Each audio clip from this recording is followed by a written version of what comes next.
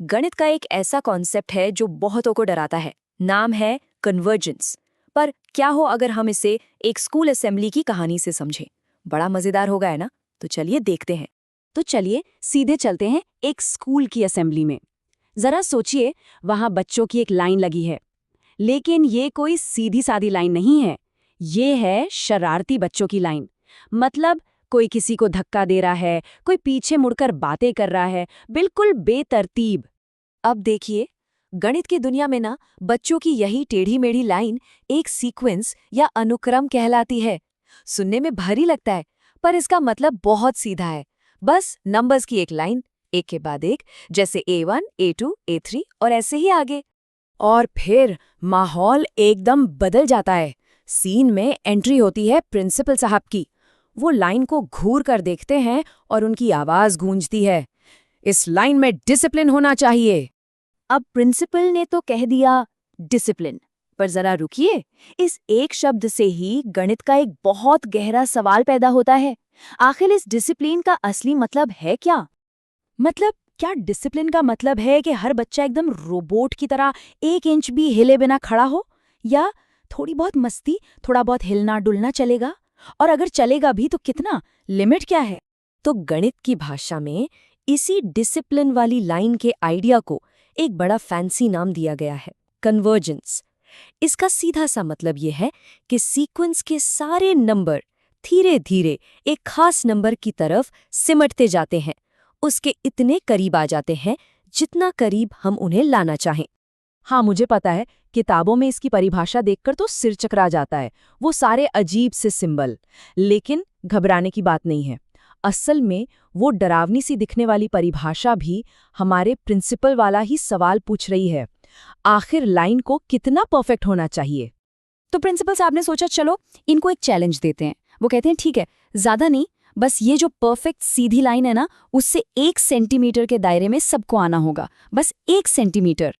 तो ठीक है, लाइन को नापा जाता है, चेक किया जाता है, और पता है क्या पता चलता है? कि हाँ, शुरू के 4-5 बच्चे तो अभी भी मस्ती कर रहे हैं। लेकिन 5वें बच्चे के बाद लाइन में हर कोई, बिल्कुल हर कोई, उस 1 सेंटीमीटर के नियम को मान रहा है। वाओ! मतलब मिशन कामयाब। लेकिन रुकिए, प्रिंसिपल साहब इतनी आसानी से खुश होने वालों में से नहीं हैं। वो सोचते हैं ये तो बहुत आसान था। वो चैलेंज को और मुश्किल बना देते हैं, 10 गुना ज्यादा सख्त। कहते हैं अब 1 सेंटीमीटर नहीं, अब सबके सब 1 मिलीमीटर के अंदर चाहिए। अब ये तो बहुत मुश्किल हो गया है ना? पर मजे की बात देखिए, इतने सख्त नियम के बावजूद जब लाइन को फिर से चेक किया जाता है तो पता चलता है कि हाँ, अब शायद 10वें बच्चे के बाद पूरी की पूरी लाइन फिर से अनुशासित हो गई है। सब 1 मिलीमीटर के दायरे में है। तो अब आता है सबसे मजेदार हिस्सा। ये जो पूरी कहानी हमने देखी, बच्चों की लाइन, प्रिंसिपल का गुस्सा, इसका हर एक हिस्सा गणित की उस डरावनी सी परिभाषा से सीधा सीधा जुड़ा हुआ है। कैसे? चलिए देखते हैं। देखिए, प्रिंसिपल की जो मांग थी, कभी 1 सेंटीमीटर, कभी 1 मिलीमीटर, गणित में उसी को कहते हैं एप्सिलॉन। ये टॉलरेंस की लिमिट है। और वो पॉइंट, मतलब वो बच्चा जैसे 5वां या 10वां जिसके बाद लाइन एकदम सुधर जाती है, उसे कहते हैं एन।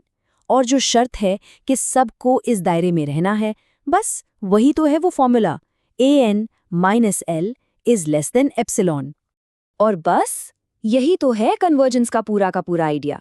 असली कन्वर्जेंस का मतलब ही यही है कि प्रिंसिपल अपनी मांग को कितना भी छोटा करते जाएं, चाहे वो 1 मिलीमीटर हो या उससे भी 1000 गुना छोटा। हमें हमेशा लाइन में एक ऐसा पॉइंट n मिल ही जाएगा जिसके बाद के सारे बच्चे उस नियम को मानेंगे। तो इससे एक बहुत जरूरी बात समझ आती है।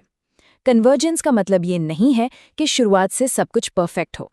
लाइन के शुरू में जो कुछ शरारती बच्चे हैं उनको भूल जाइए, उनसे कोई फर्क नहीं पड़ता।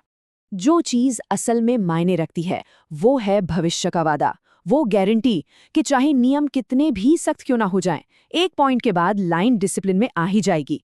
बस यही वादा कन्वर्जेंस है। और ये पूरी बातचीत हमें एक बड़े ही दिलचस्प सवाल के साथ छोड़ जाती है। अगर कोई चीज अपनी मंजिल के लगातार, हमेशा और करीब आती जा रही है, भले ही वो उसे कभी पूरी तरह से छू ना पाए, तो क्या हम ये मान सकते हैं कि वो वहां पहुंच चुकी है? इस पर सोचने के लिए आपको छोड़ते हैं।